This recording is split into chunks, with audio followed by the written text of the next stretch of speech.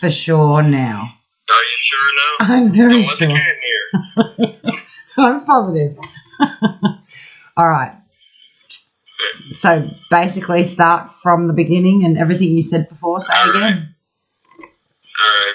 First, I'd like to thank everyone who called on my behalf to the facility and to central office, the Bureau of Healthcare Services, for getting me help after my knee surgery. Because they did. Those calls got you help, didn't they? It was because of those calls. Yeah, if it wasn't for everyone helping, I definitely wouldn't even have got the aspirin and the necessary items for post-surgery. Yeah. And, and unfortunately, those who don't have people to advocate for them would definitely be put in a worse situation by not getting any type of help. But it is unfortunate that the Michigan Department of Corrections and the Macomb Correctional Facility is permitted to take action like they have and not provide pain medication after a complete knee replacement. One person had said, why would they do that? Why aren't they giving it to you? What's the reason that they have given? Like, what's the explanation before we go into the details? We've got 15 minutes. The facility believes they know better. They don't believe it is painful, and I can understand somewhat of their rational explanation or irrational explanation that some people do abuse pain meds. Yeah. People do have addiction. However, when you have a knee replacement, there is no getting around the painfulness, the severe pain. Anyone can Google, anyone can ask questions on any type of medical website and ask how long the severity of the pain lasts. And it's going to be from 2 to 3 months. Yeah. The pain does continue. Especially when you have a large portion of your femur sawed off and replaced with an artificial joint. Yeah, that's definitely going to hurt a little bit. Yeah, and, kneecap replace. I'm not sure if my ACL's intact or my MCL, because they can remove everything, to my knowledge. But for healthcare staff to believe they know more than a surgeon or a hospital, then my question people should be asking in society, why are these medical staff members, if they have more knowledge in the hospital, why are they not working in the hospital? Why are they taking a job where they get paid less than officials in a hospital? Well, I personally think the fact that they tried to put leg shackles on you when you come back from the operation, and this, to me, the only explanation is they just don't like you and they want you to suffer. And that's where I was going to say, you can always judge the character of a government by the way they treat their prisoners. Yes. And anyone who has known someone, all you have to do, like I said, Google or ask a medical question for one of the online services. How painful is it? Knee replacement is one of the most painful surgeries done. And the recovery process is 6 months to a year. Yeah. Right. And the pain, you still feel the pain up to a year. Yes, it hurts. They've literally hammered and sawn at your bones, muscle, tissue, ligament on both ends of the stub, so to speak. Stuck something in there. It's going to hurt. What sort of pain relief are they giving you? Because they weren't giving you any for a while there. When I returned on September 21st, on a Wednesday, or the surgery was September 21st on a Wednesday, and I returned to the facility, Macomb Correctional Facility, on Thursday, the 22nd, at about 10 p.m. Initial arrival, medical staff did not even want to give me any pain meds at all.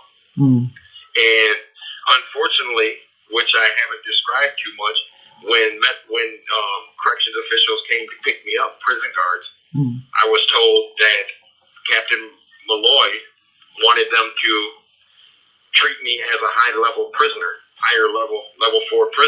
and put leg shackles on me. Mm. My leg was so swollen it could only get to one click on the leg shackle. Mm. Even the medical staff at the hospital was like, that is absurd. Mm. That is wrong.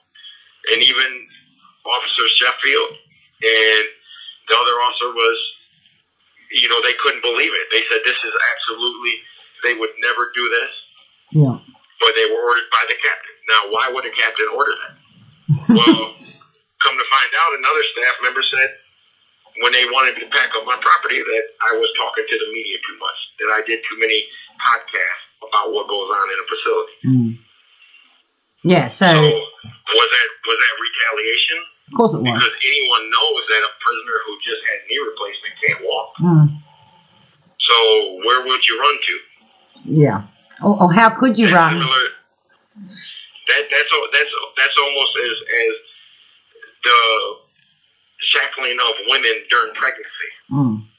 Leg irons. Yeah. They had to pass laws because of the incompetency of prison guards and prison staff to shackle women. I don't call it incompetency. I call it power tripping. But let's stay on topic because I'm going to rant otherwise.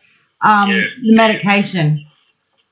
But the medication, when I arrived, they said they would not give me the required medication that the hospital ordered. Mm. And they started me on, they said you would give for 3 days 2 Norco 5s, 3 times a day, which was nowhere near what I was supposed to get. Yeah. Because of the fact that rehab of riding a bike within the 2 weeks. Well, they were supposed to give you oxycodone for 14 days, weren't they? Yes. Yes. Yeah. And so after 3 days, that's when they said I would not get any ice or and that was on Sunday or anything. Ice or pain meds. They tried to stop everything. And that's when everyone called to try to help. And when officials, medical officials, and the deputy director's office found out that they stopped pain meds and that they hadn't given me anything, they, after 4 days being at the facility, they started giving me anti-inflammatory medicine. They gave me aspirin. They wasn't giving me anything for blood clotting, possible blood clotting. Wasn't giving me anything for stool softener or anything. Yeah. And, it's unfortunate that it took people to call, but it did. It helped that they allegedly had concern. Monday afternoon, I was given a few items. Mm-hmm. I'm not even sure if it was everything that I'm supposed to have. But come Tuesday, that week, PA Ferris, physician assistant Ferris, and other medical staff had a meeting with me. They all apologized. They said my pain meds would not change until October the 6th. Yeah. I thought they were going to give me the actual pain meds I was supposed to get. Yeah. So I could actually rehab myself. Because that rehab's very important, and you can't do that without the pain medic. Yeah. I can't do it. Even medical staff at the hospital said you will not be able to do rehab unless you take the pain meds. And it's not going to stop the pain. You're going to be in severe pain. But we need you to do these things. Because you were trying to do it anyway, weren't you? And then you were saying to me before that you were like, the next day you're literally laying down, unable to walk till like 3 o'clock in the afternoon. Yeah. Yes, I can't. When I go over to the gym and do that, even when they were giving me Norcos, I couldn't get up in the morning. It was very, very difficult to walk on in the morning because of soreness. So what happened after Tuesday? Because we keep getting off topic. After Tuesday, after the Tuesday meeting, I continued to get the Norcos. Then all of a sudden on Friday, the 30th, September the 30th, I went to Medline. Yeah. And they had one Ultram. Said I was only going to get 150 milligram Ultram 3 times a day. Anyone can Google what Ultram are. They're non-narcotic. Ultram 1. When I had a scope on my knee, they gave me 2 Ultram 3 times a day. Yeah. And that's a scope. Yeah. And now I have a knee replacement. Total knee replacement by the sounds of things. Total knee replacement. I think the kneecap, everything is artificial. And now I need help from everyone again because of the pain. I cannot do rehab unless I have some type of pain relief. Yeah. And they're either medical staff at the Macomb Correctional Facility in the Michigan Department of Corrections, there's only 2 rational explanations. They are either incompetent or they're intentionally doing this. They're doing it intentionally. I mean, there's no other way. How can medical staff who are not surgeons, who are not doctors at a facility, override a doctor's order at Henry Ford Allegiance Hospital? Yeah. These are post-surgical orders. They're not discretionary. No. You don't say, "Oh, we're not going to give you any type of blood clotting prevention, aspirin or injections because you don't need it because the doctor don't know what he's talking about." Yeah. Well, I mean, aspirin at the very least for the forget the pain even just for the possible blood clotting because that's very dangerous. Yes. That's very dangerous.